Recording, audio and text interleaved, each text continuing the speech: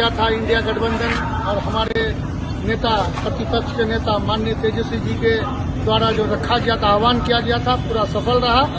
आज हर जगह मतलब हर मोड़ पे यानी गांव देहात तक चक्का जाम रहा। लोगों ने बढ़ चढ़ करके हिस्सा लिया और सारे रोडों को जाम करने का काम किया और सारे लोग आवागमन को रोक दिए।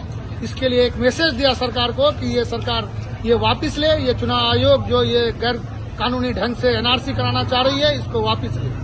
सर, लोग तरसते हैं अभी पेपर को लेकर के, और ऐसे में सम्राट चौधरी का बयान आता है कि 1 साल में जितने निवासी नहीं बने, किशनगंज में 3 दिन में बने 1,27,000। इसका मतलब ये है कि पूरा घुसपैठी किशनगंज में। क्या कुछ कहेंगे? देखिए, ये सब आदमी को कहीं कोई सीरियसली नहीं ले रहा है, समझे ना। ये लोग तो राजद के ही पैदावार हैं, तो इस तरह का बोलना उनको शोभा नहीं देता है। ये चूंकि बॉर्डर पर भारत सरकार के लोग एजेंसियां काम कर रही है, अगर घुसपैठिया है तो एक बार जांच हो रही है, कहीं कोई घुसपैठिया नहीं है, उसको बात को वापस लेनी चाहिए। नहीं तो ऐसे लोगों के खिलाफ कोर्ट में केस किया जाएगा कि उनको कौन घुसपैठिया नजर आता है। अगर जो भी घुसपैठिया है तो चिन्हित करे आकर के यहाँ, और ऐसे इल्जाम मत लगाइए।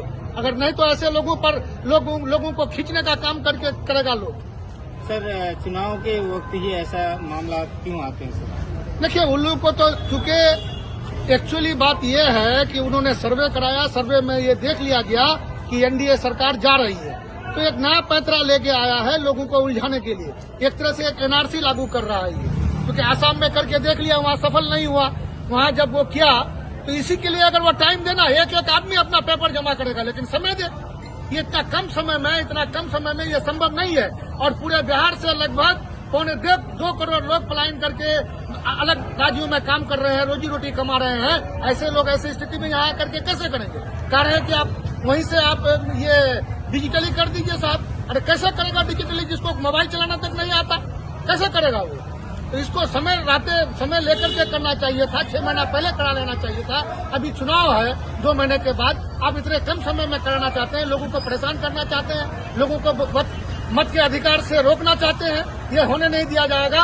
चुनाव आयोग वक्त रहते इसको वापस ले, चुनाव के बाद कराए, या फिर लंबा समय दे, समय पूरा करने के बाद तब चुनाव कराए। क्या कहेंगे मामला सुप्रीम कोर्ट? ये पार्टी की तरफ से सुप्रीम कोर्ट भी गया हुआ है और सुप्रीम कोर्ट भी इसको संज्ञान में लेगा, और हम समझते हैं कि जो भी होगा बेहतर होगा। सर, कई लोगों ने हमसे बात की और लोगों का कहना है कि हमारे जो बहू हैं, जो लड़कियां बाहर से, महाराष्ट्र से शादी हुआ है, अन्य राज्य से हुआ, यहाँ तक कि नेपाल की लड़कियां की जो शादी यहाँ पे हुआ है, वो कैसे अपना पेपर जमा करेंगे, जबकि बंदिश लगा हुआ है कि दूसरे राज्य का पेपर नहीं लिया जाएगा, तो इसमें क्या होगा? देखिए, शादी ब्याह किया तो पेपर दूसरे जगह का लगेगा ही, वो अपना बाप का कहाँ से लेके आएगा? हम तो यही कह रहे हैं कि समय रहते कराइए, और हर दिन चुनाव आयोग नया मतलब रिवीजन निकाल रहा है। वो खुद अपने आप में कंफ्यूज है। चुनाव आयोग को पहले ये सारा मंथन करने के बाद निकालना था और समय देना था इसके लिए, और इतना कम समय में। एक तो 25 तारीख को घोषणा की है, वो 26 जुलाई तक कर रहे हैं। 26 जुलाई को कर रहे हैं अगर, तो फिर इसमें हर दिन नया रिवीजन निकाल के लेके आ रहे हैं। अभी कहीं के डीएम का जो मधुबनी के साथ डीएम का यह था कि कोई भी पेपर नहीं लगेगा, आप सिर्फ फॉर्म भर के अपलोड कर दीजिए। लेकिन चुनाव आयोग कह रहा है कि आप अफवाहों में नहीं जाना है, चुनाव आयोग अपने जगह पर अडिग है। आप क्या चला रहे हैं साहब? आपका पदाधिकारी एक आईएएस अफसर बोल रहा है कि कुछ नहीं लगेगा, आप सिर्फ फॉर्म अपलोड कर दीजिए। आप कह रहे हैं कि नहीं, ये इसमें मत जाइए, अफवाह में मत जाइए।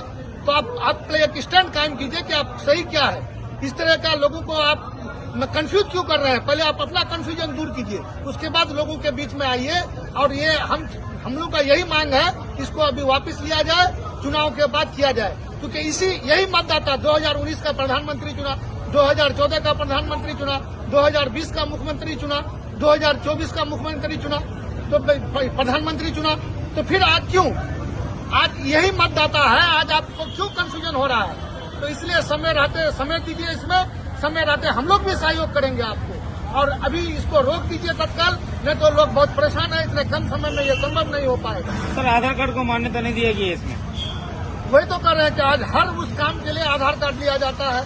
आप एक पॉलिसी खोलिएगा, उसमें आधार कार्ड लगेगा, वोटर लिस्ट को आधार कार्ड से लिंक किया जाता है। आप आधार कार्ड को नहीं मान रहे हैं, ये तो गलत है। इसलिए सरकार अपना कंफ्यूजन दूर करे, चुनाव आयोग अपना कंफ्यूजन दूर करे पहले, उसके बाद तब लोगों के बीच लेके आए, और लोग भी सहयोग करेंगे और समय दे इसके लिए क्योंकि इसका जिसका बहुत सारे लोगों का पहले जन्म प्रमाण पत्र कौन बनाता था, कोई नहीं बनाया है। 2010 के बाद लोग जन्म प्रमाण पत्र बनाना शुरू किए हैं, पैसे लोगों के पास मिल जाएगा। लेकिन जो जन्म प्रमाण पत्र नहीं बनाया है अपने बाप दादा का, कहाँ से लेके आएगा वो? इसलिए इसको अभी तत्काल रोका जाए और चुनाव के बाद इसको करा जाए। हम लोग भी सहयोग करेंगे इसमें।